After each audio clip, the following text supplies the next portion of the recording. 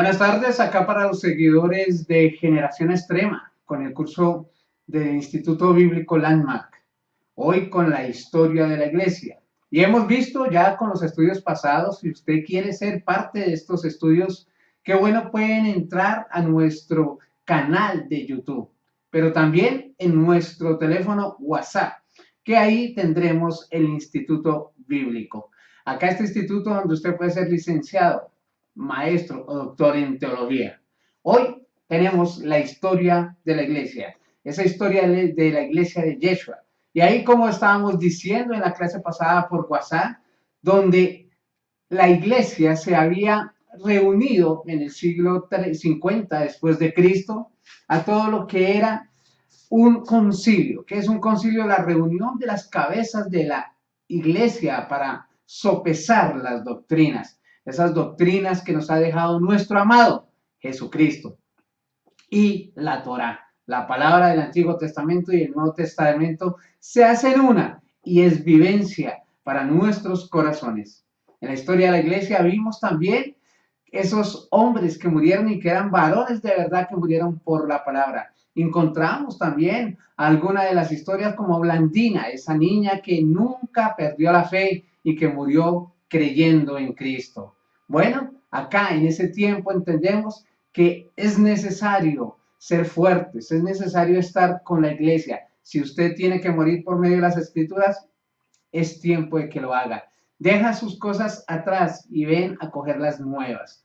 Hoy creemos que Dios está con nosotros en lo que es la historia de la iglesia. Después de este programa vendrá la otra clase. Realmente Yeshua nació el 24 de diciembre.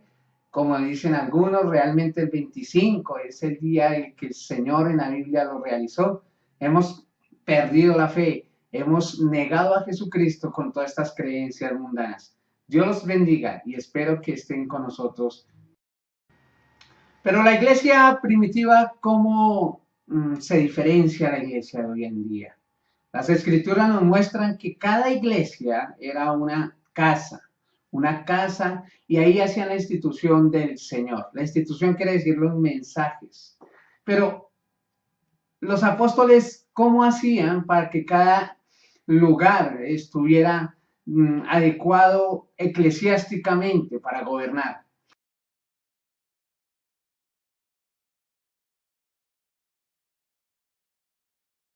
Si ustedes se ven allá rápidamente en Apocalipsis 2 y 3, habla de que Dios le hablaba al ángel de la iglesia. El ángel de la iglesia es el pastor. Ahí lo declara el mismo Apocalipsis capítulo 1.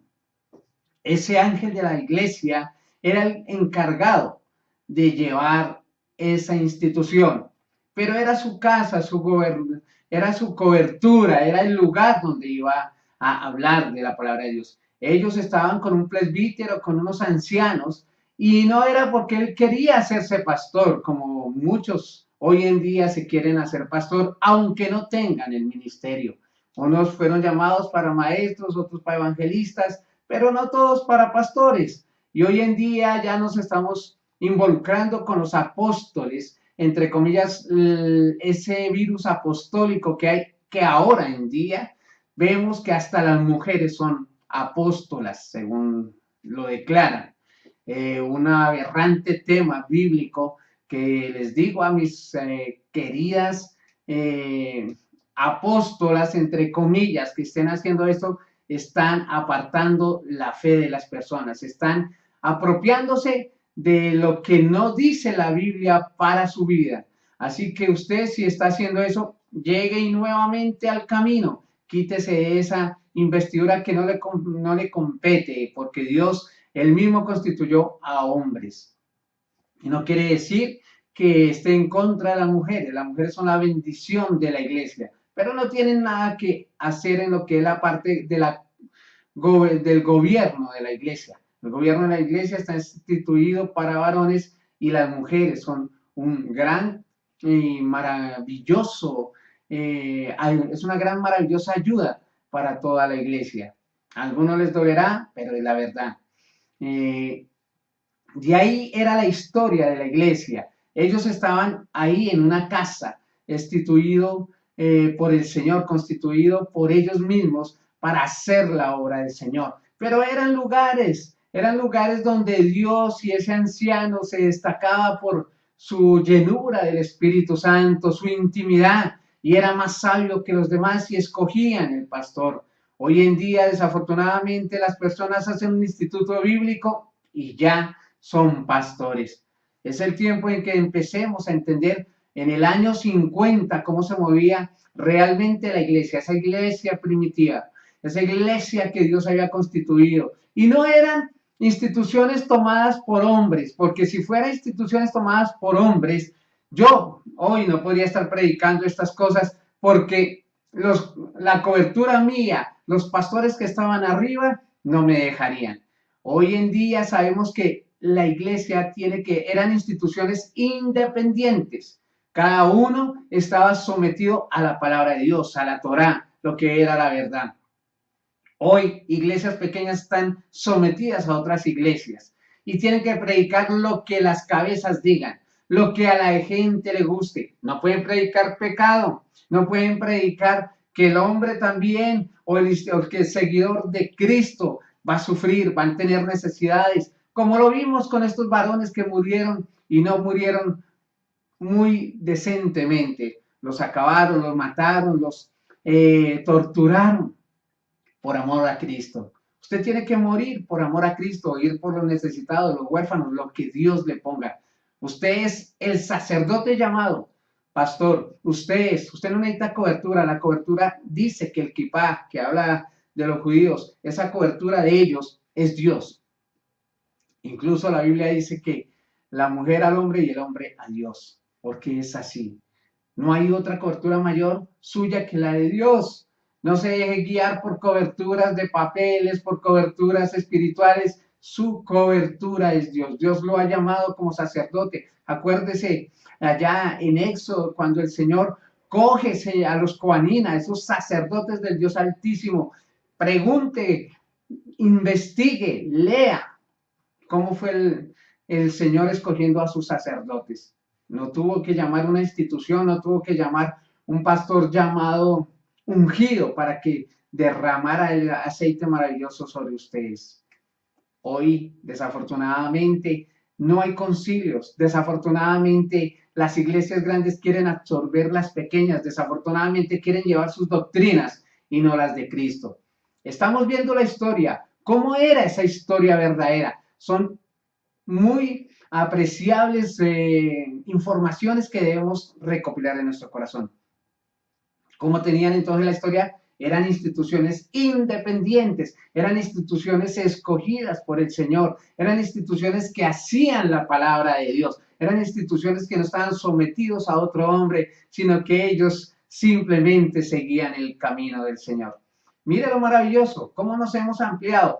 Siglo 50, estamos en el siglo 50 después de Cristo. Las instituciones siguieron, las iglesias siguieron, la gente fue acorralada, fue apedreada, fue masacrada, crucificada, pero no negaron a Cristo. Muchas veces con nuestras acciones lo negamos.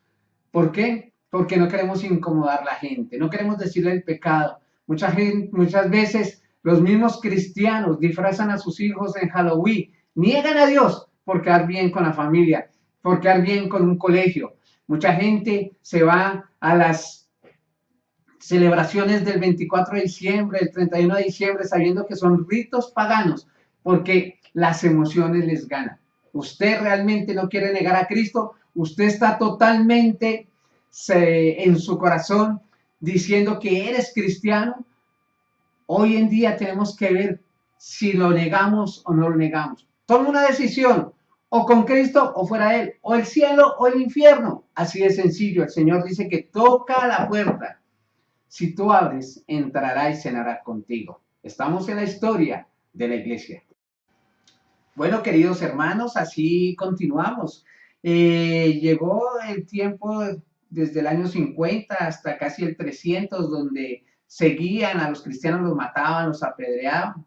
Llegó un gobernante, Diocleciano, año 320, 327, y empezó a trabajar sobre la iglesia y el Estado. Él ocultó cosas porque él era muy inteligente, era un hombre sabio en lo que era la parte de gobernar. Él dijo, los cristianos están creciendo y nos van a ganar y nos van a quitar nuestro poderío. Así que vamos a unir el Estado con la iglesia. Unió a los cristianos diciendo que él era un hombre de fe, que había creído y que había nacido de nuevo y que iba a empezar a gobernar. Une esos dos. Algo bueno que salió de ahí, algo bueno entre comillas, es que dejaron de perseguirlos y empezaron a unirse el Estado con la iglesia. Error garrafal. El Estado no tiene que ir con la iglesia, porque hay cosas que nosotros no podemos consentir. Una de entre ellas es hoy en día que el homosexualismo se lleve, la destrucción de familias y cosas que son así. Él dice que llamó a unos reyes y sacerdotes. Los reyes son para gobernar y los sacerdotes, la parte espiritual, es de la iglesia. Unió ahí Diocleciano, la iglesia con el Estado, algo que él quería simplemente para tener más gobierno, más poder, dominio sobre sus gobernados. Así que hizo yo digo que fue una jugada muy buena en un ajedrez donde él hizo un jaque. Pero el Señor tenía el jaque mate. El jaque mate era en que él nunca su palabra se iba a acabar, que la iglesia iba a seguir continuando con su fe. Así que Diocleciano, hubo en este tiempo muchas enseñanzas erróneas, enseñanzas que eran de herejías, por ejemplo el arrianismo. El arrianismo era una idea o un pensamiento que surgía en ese tiempo y ellos decían, lo que hablaba del arrianismo era que Jesucristo era mayor que los hombres, pero menor que Dios. Así que se unieron, él hizo el concilio de Nicea, año 320, 325, hizo el concilio de Nicea, ese concilio que fue allá para cambiar esta posición de herejía, donde ahí dijeron y salió el credo de los apóstoles, si ustedes se acuerdan, ese credo de los apóstoles que muchos católicos hoy lo dicen, creo en lo visible y en lo invisible, ustedes se lo saben más que yo, ese credo donde todavía tenía el poder del Espíritu Santo en una de las palabras donde decía que Dios era mayor y Jesucristo era de la misma naturaleza y era el mismo Dios soberano sobre nosotros. Algo también ahí que no podemos también alcahuetear es que ya le dieron la muerte a la ascensión de María, que ustedes saben que María está muerta y está esperando igual que nosotros el retorno del Señor y el juicio. Seguía la historia, ya estaban quitando herejías del arrianismo, pero acá empieza algo, se une la iglesia con el Estado, empieza la parte de lo que es la iglesia universal o católica, donde iban a ser poderosos los papas, los padres, pero los que tenían todavía la esencia del Espíritu Santo irían aparte. El Espíritu Santo los llevaría aparte y se unió esa iglesia y el Estado y empezaron a gobernar. Ese gobierno que fue en el siglo, acuérdese, 300 después de Cristo. Nosotros, los que conocemos al Señor, estábamos desde que Jesús estaba. Dice que fueron ellos llamados, que fue algo que colocó Diocleciano, que nos llamaron cristianos, y es un apodo. El nombre de cristiano es un apodo, ¿sí? Y los llamaron cristianos, en Hechos habla, y los llamaron cristianos. Pero si nosotros simplemente somos seguidores y siervos del Dios Altísimo. Cristianos es en griego Cristo pequeño. Cristo no es pequeño, Cristo es grande y maravilloso. Seguidores de aquel, sí, somos seguidores de aquel. Nosotros tenemos que darnos cuenta a quién seguimos. Estamos en la historia de la iglesia.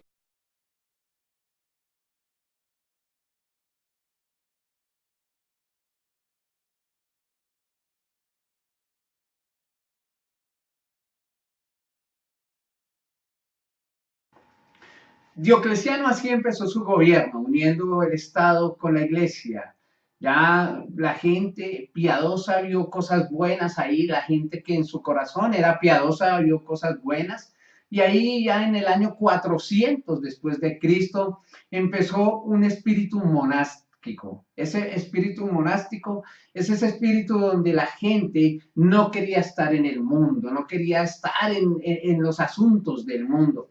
Incluso empezaron a apartarse a los lugares altos, a las montañas, porque la Biblia hablaba que iba a la montaña, hicieron monasterios gigantescos para apartarse del mundo, y ahí es donde empiezan a ver los monjes y los sacerdotes.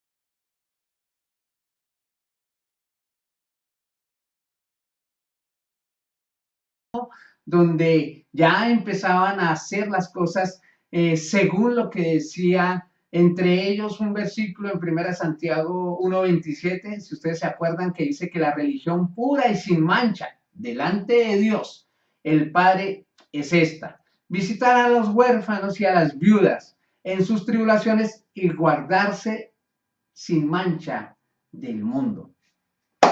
Ellos tomaron mal este versículo, guardarse sin mancha del mundo, se apartaban del mundo y empezó lo que es el monoteísmo, los monjes. Acuérdense, venían del arrianismo, ese arrianismo donde decían que Dios, Jesucristo es menor que Dios, pero más que los hombres. Ese arrianismo, como lo dijimos anteriormente, que es donde salieron los testigos de Jehová y que hoy en día creen que Jesucristo no es Dios, que es menor que los hombres. Pero bueno, siguió lo que es el monoteísmo, ese monoteísmo donde la gente piadosa empezó a apartarse. Pero este versículo habla de eso, dice que usted debe ir a donde el huérfano, a donde la viuda, ¿sí? Y guardarse el pecado, de ese pecado que usted está en el mundo. Pablo decía, aunque estemos en el mundo, no somos del mundo.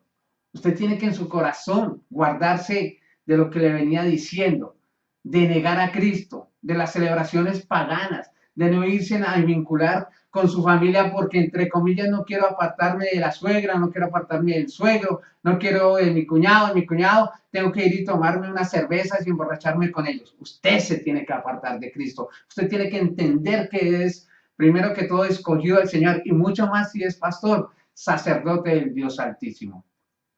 Siglo 400 después de Cristo. Hemos empezado a diferenciar la Iglesia Católica, donde ahorita vamos a ver más adelante con la tarea donde usted tiene que ver el papado, de dónde salieron los papas, cuántos papas había, qué pasó en el transcurso del papado. Así entenderá quién es Dios, quién es la Iglesia y quién es usted en Cristo. Acá empieza algo fundamental.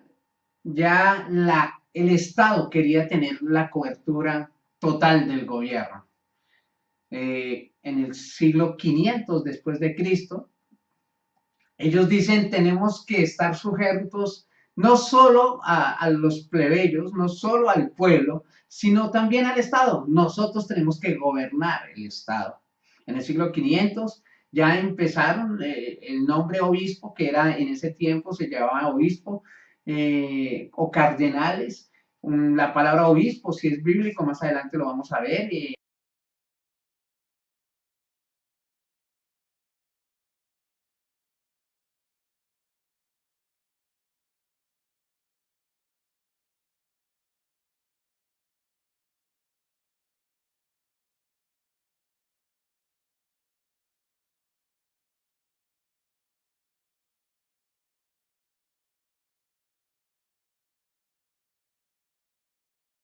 En las cuestiones de la historia, pero ellos querían ser más, así que se inventaron el nombre Papa, porque ellos querían ser, yo soy el Papa de todos, el jefe de todos. En el siglo 500 después de Cristo, estamos hablando 500 años después de Cristo, para aquellos católicos que están oyendo y que dicen que el Papa es infalible. El único infalible es Dios. Infalible quiere decir que no va a tener error. Así que en el siglo 500 después de Cristo, el Estado con esos monoteísmos, con los monjes, con los sacerdotes, cardenales, quería tener algo más. Quería tener la cobertura del Estado. Y ellos se proclamaron los mandamás. Cogen las escrituras, como ya se había apartado mucho las escrituras de sus corazones, por ejemplo, Efesios 5:27. Esto es soporte bíblico para aquellos que creen que son mayor que Dios. Efesios 5:27 dice que el hombre es que es cabeza de su mujer como Cristo, cabeza de su iglesia. Ojo, acá no hay cobertura bíblica donde ellos digan que son mayor que Cristo. La cabeza bíblica está totalmente colocada en Cristo. No hay otro fundamento que está establecido que Cristo. 1 Corintios 3. Usted tiene que entender que las escrituras son claras. Pero ellos cómo llegaron y cómo infiltraron, cómo colaron esa enseñanza para que la gente le siguiera. Porque la gente oía de la palabra y como no la estudiaban mucho, hacían lo mismo. Hoy en día pasa lo mismo con los cristianos. Hay monoteísmo, hay ese espíritu de monoteísmo. Usted me lo dirá. Hay cristianos que todo es malo, que todo es eso, que incluso no se van a meter con la gente del mundo, porque van a encontrar pecado. ¿Cómo vamos a convertir la gente del mundo? Bueno, la convierte Dios, pero ¿cómo vamos a llegar a la gente del mundo para que sea el Espíritu Santo convirtiéndolos? Si usted no entra y ve el lugar de pecado, si usted no va a esos lugares, ¿usted cree que puede convertir a los de la iglesia? Allá los de la iglesia ya están todos convertidos. Usted necesita ir a evangelizar. Y así se infiltraban las cosas también en el siglo 500 después de Cristo.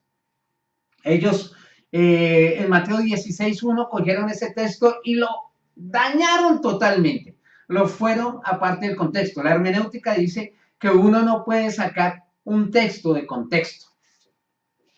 Y eso no fue lo que hicieron ellos.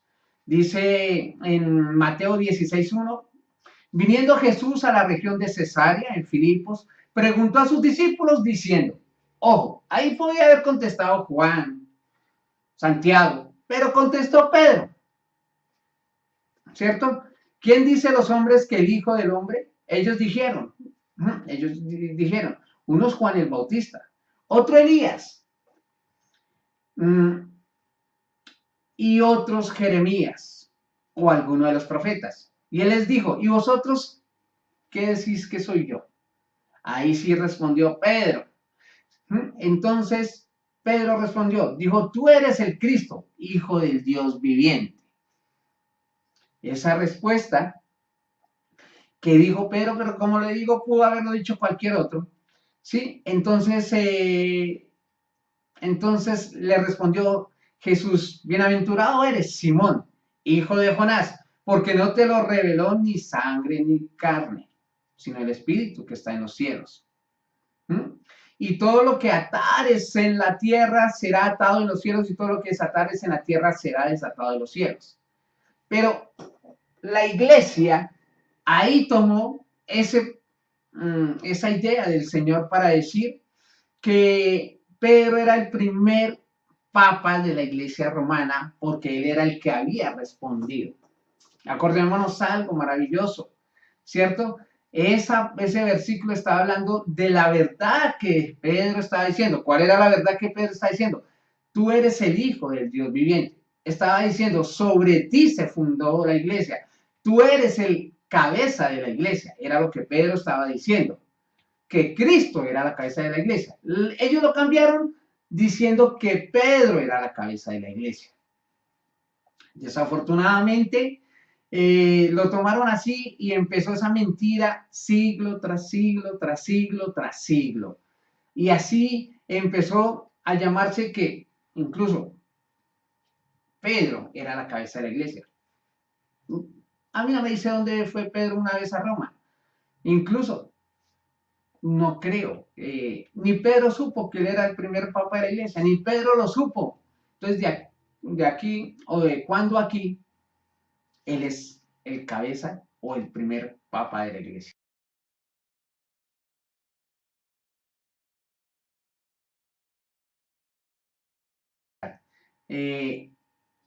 Pero la Biblia se defiende solita. Vamos a ver qué decía Pedro sobre este cuestionamiento, donde decían que él era la cabeza. Si nos vamos ustedes a 1 Pedro 2, versículo 4, yo quiero que ustedes busquen ahorita, si pueden, rápido en las escrituras y vean lo que Pedro dice a lo que están diciendo o lo que lo colocaron a hacer como cabeza del ángulo. Dice que en 1 Pedro 2, 4 dice la piedra viva. Dice, acercándonos a él, piedra viva, está hablando de Jesucristo, desechada ciertamente por los hombres, mas para Dios escogida y preciosa. Vosotros también como piedras vivas, sé edificados como casa espiritual. Somos casa espiritual y sacerdocio. Somos sacerdotes santo para ofrecer sacrificio espiritual aceptable a Dios. Por medio de Jesucristo. Por medio de Jesucristo, que es la piedra viva, nosotros nos acercamos al Padre, ¿cierto? Por medio de Él. Nadie más sino Él. ¿Sí? Por lo cual también contiene la escritura, dice la palabra, he aquí pongo en Sión la principal piedra del ángulo, escogida y preciosa. ¿Cuál era la principal piedra de ángulo, escogida y preciosa? ¿De quién estaba hablando Pedro ahí? De Jesucristo. Y el que creyere en él no será avergonzado. Para vosotros, pues, los que creéis en el precioso, pero para los que no creen, la piedra que los edificadores desecharon ha venido a ser cabeza del ángulo. ¿Qué está diciendo Pedro? Lo que desecharon, los que acabaron, los que no creyeron, ahora es la cabeza del ángulo. Está hablando de Jesucristo. La Biblia se defiende solita, mis queridos hermanos. Usted no tiene ni siquiera que discutir con las personas, sino colocarlos con este versículo y decir que Jesucristo es la cabeza del ángulo, es la piedra viva. Ellos fueron fundamento, estuvieron ellos fueron, dice la palabra acá que fueron como vigas en el inicio de la iglesia, pero el fundamento era Cristo. 1 Corintios 3.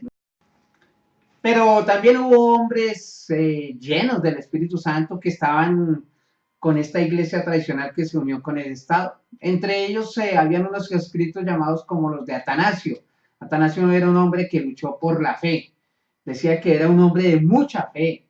Y aunque era sacerdote, él estaba en contra de muchas cosas y empezó a verse esa lucha de la escritura. Otro de los llamados ahí, Ambrosio. Ambrosio también cuentan que era un escritor y que todos sus escritos hacían revolucionar todo lo que era la parte de los papas.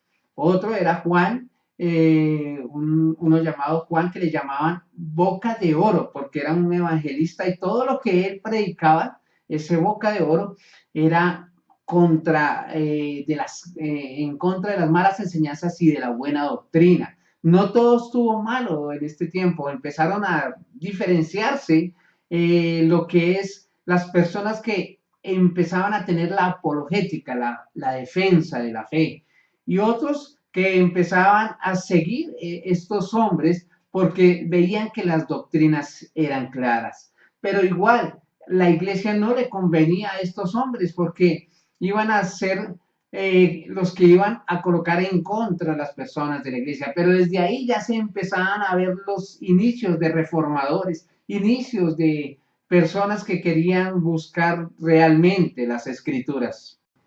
Así, compañeros, en el año 450, 500, empezó la época hasta el 1400. ¿Por qué empezó hasta el 1400? Roma no fue ya totalmente, el poder político fue destruida Roma y empezó lo que es la época del oscurantismo. Ya no gobernaba Roma en toda la parte occidental ni oriental porque fue totalmente caída del imperio y en 1400, esa época de oscurantismo de la iglesia empieza a retomar en 1400, cuando ya empieza lo que es la parte papal.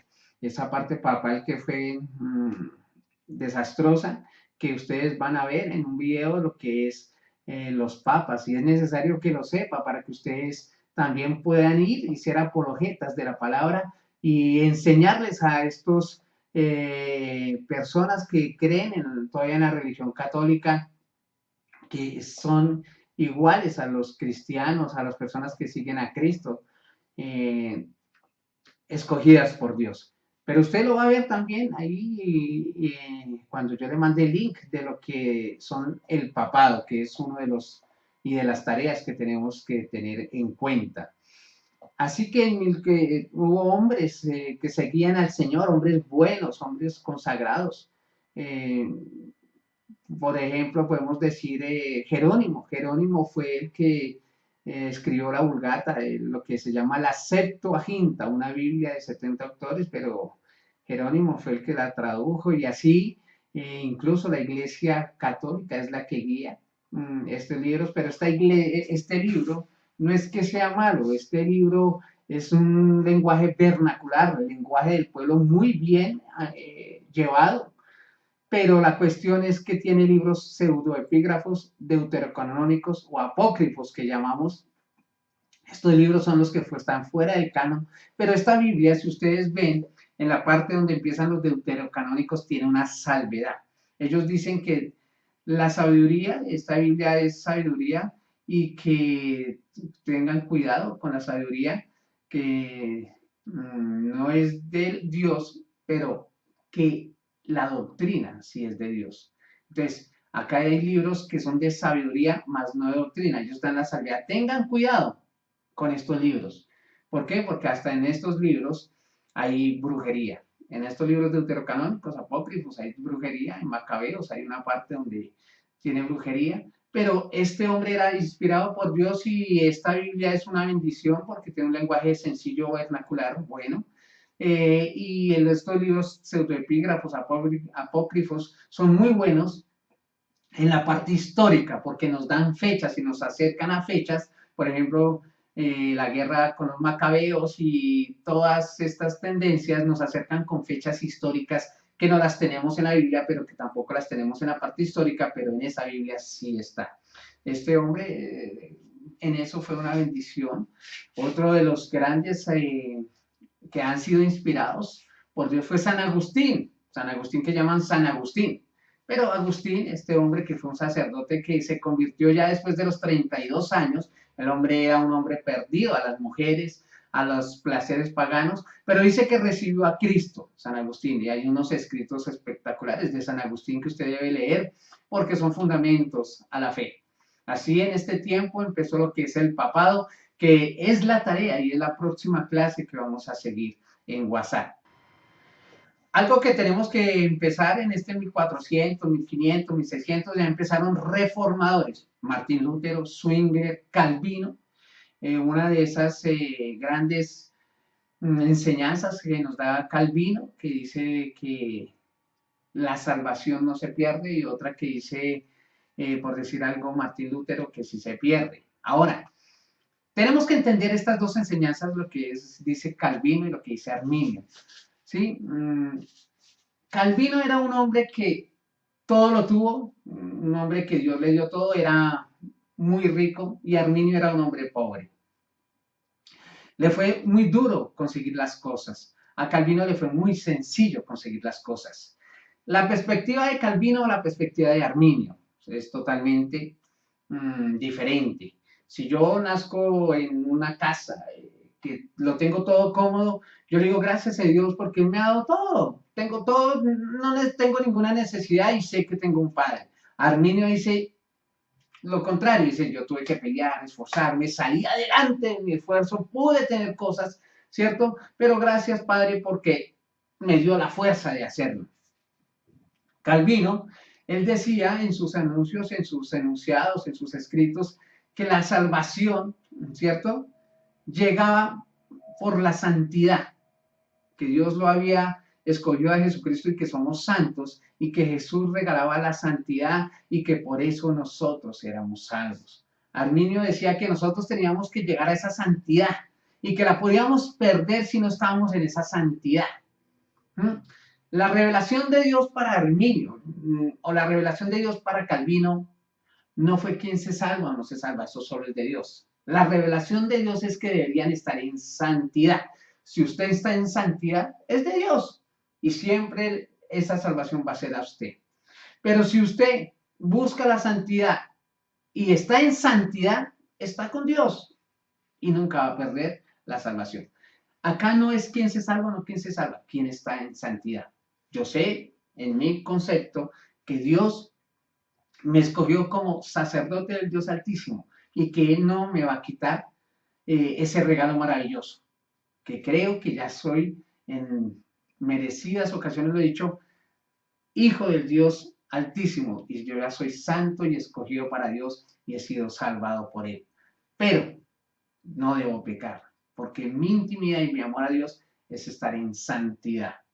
Empezó lo que es la reforma, aunque Martín Lutero empezó también con una reforma, ya no dejaba de tener una iglesia, no dejaba de tener un lugar de congregación, no dejaba de estar uniendo a la gente al lado de los santos, y empezó a ver ese inicio de lo que es una iglesia, una institución en un lugar. Calvino, Arminio empezaron a tener una institución en un lugar, colocar una iglesia, un edificio. De ahí empezó también con la reforma la institución de una iglesia como lugar donde iban a congregarse. Pero la iglesia primitiva decía que congregarse en las casas y que iban a hacer la obra, es ir a hacer la obra, porque la iglesia quiere decir los de afuera, los que están afuera. En hebreo, lo que es lo que es el Sukkot, el lugar donde está la presencia de Dios, se extendía. Dios extiende su lugar. La iglesia somos nosotros. Nosotros tenemos que ir a los perdidos. Nosotros tenemos que ir a los necesitados, a los que se están muriendo sin Cristo. Y hoy en día se están congregando sin decir que es malo. Ojo, no estoy diciendo que es malo, es algo más. A una iglesia, a un lugar. Y se están llenando de conceptos, de ideas, de doctrina. Pero se están dejando la cabeza como cabezones. Son cabezones y no están haciendo la obra. No están yendo por los perdidos. Y era, Mateo 28, 18, la orden del Señor que tenemos que ir y enseñar lo que Él nos enseñó. Bautizando en el nombre de Él y dando todo lo que Él nos dio. Hemos perdido eso como iglesia primitiva. Hemos perdido yendo ante los huérfanos a dar comida a los que no tienen. Hemos perdido eso. Y nos decimos cristianos. ¿Por qué? Porque estamos yendo a una iglesia donde allá no hacemos nada. Es el tiempo. Si usted puede querer ir seguir queriendo ir a los lugares, a las iglesias, está bien. Es algo más. Aprende algo de Cristo. Pero si usted sale y su vida es igual y usted no ayuda y no tiene necesidad y no muestra a Cristo en su corazón, usted solo tiene en su corazón la respuesta.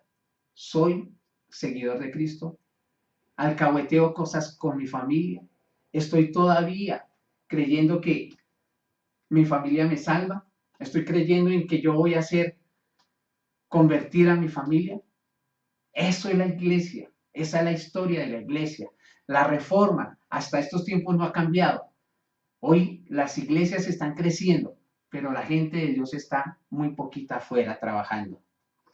La iglesia está tomando sus doctrinas, no las doctrinas del Señor. La iglesia está tapando las calles y las ciudades con enseñanzas de pastores que quieren coger el dinero, hacerse millonarios, y sus adeptos, sus ovejas, se están muriendo de hambre. Acuérdese lo que decía Jesús en Mateo 23. Diezma y el enaldo, no olvide el comino, pero olvida lo más importante, la justicia y la misericordia.